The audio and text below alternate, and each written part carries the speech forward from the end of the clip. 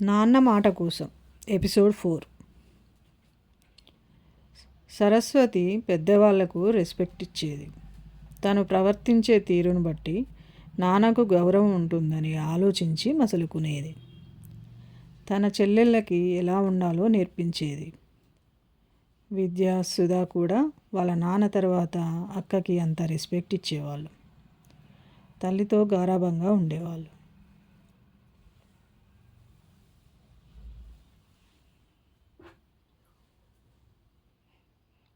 సరస్వతికి వాళ్ళ నాన్నలాగా government teacher కావాలని కోరిక ఉండేది. స్కూల్లో ప్రోగ్రామ్స్ జరిగినప్పుడు టీచర్గా పార్టిసిపేట్ చేసేది. టీచర్ అవ్వాలనేది తన కల. అందుకే బాగా చదివేది. తనకు ఒక కన్ను మెల్ల ఉండేది. తన మాట తీరు, తన ప్రవర్తన వల్ల తన లోపం ఎవ్వరికీ కనిపించేది కాదు.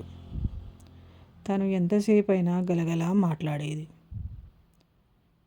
అందుకే అందరూ నీకు టీచర్ ఉద్యోగం కరెక్ట్ సరిపోతుంది అనేవాళ్ళు. ఆ మాట విన్నప్పుడల్లా తను చాలా సంతోషపడేది. సరస్వతికి ఊతపదాలు ఎక్కువ మాట్లాడేది. నా బొంద, చవట దద్దమ్మ ఇవి మాట్లాడినప్పుడల్లా కామెడీగా అనిపించేది. తనతో కాసేపు మాట్లాడితే చాలు, నవ్వకుండా ఉండలేరు. వెంకటేశ్వర్లు ఇంటి ఎదురుగా ఒక ఇల్లు కొత్తగా కడుతున్నారు. ఆ ఇల్లు కట్టే ఓనరు తన ప్లాట్ పక్కన ఒక చిన్న రూమ్లో అద్దెకుంటున్నాడు. అతను వేరే ఊరి నుండి బిజినెస్ చేయడం కోసం ఆ ఊరికి వచ్చాడు. తన పేరు ఉపేందర్. తన భార్య పేరు లక్ష్మి.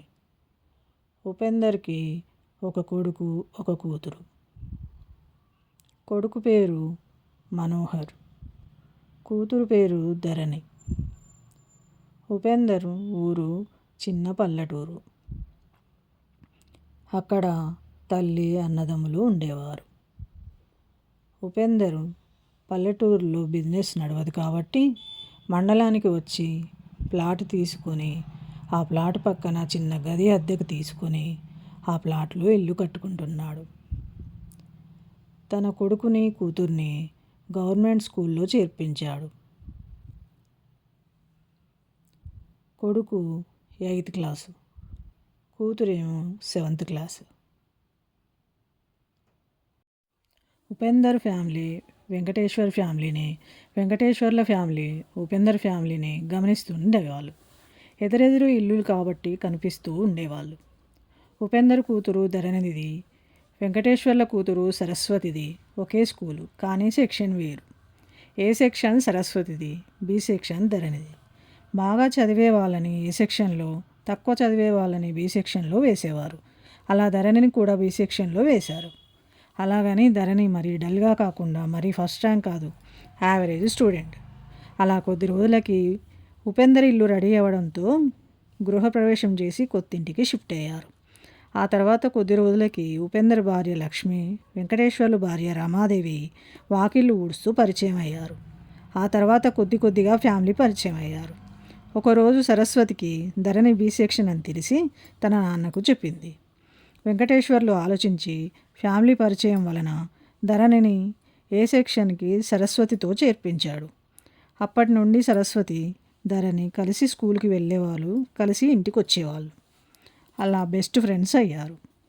ధరణి వాళ్ళ అన్నయ్య మనోహర్ని సరస్వతి తన చెల్లెళ్ళు అన్నయ్య అని పిలిచేవారు. ఉపేందర్ను లక్ష్మిని ఆంటీ, అంకుల్ అని పిలిచేవారు. Thank you for watching. Next episode next Sunday వస్తుంది.